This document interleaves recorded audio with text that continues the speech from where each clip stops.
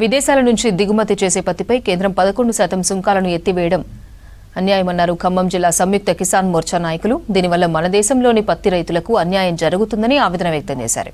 ఖమ్మం జిల్లా కలెక్టరేట్ ఎదుట ధర్నా నిర్వహించారు నేతలు. రైతులకు యూరియా అందించడంలో కేంద్ర రాష్ట్ర ప్రభుత్వాలు విఫలమయ్యాయని మండిపడ్డారు. ఎటువంటి పరిమితి లేకుండా రైతులకు సరిపడా యూరియాను అందించాలని డిమాండ్ చేశారు.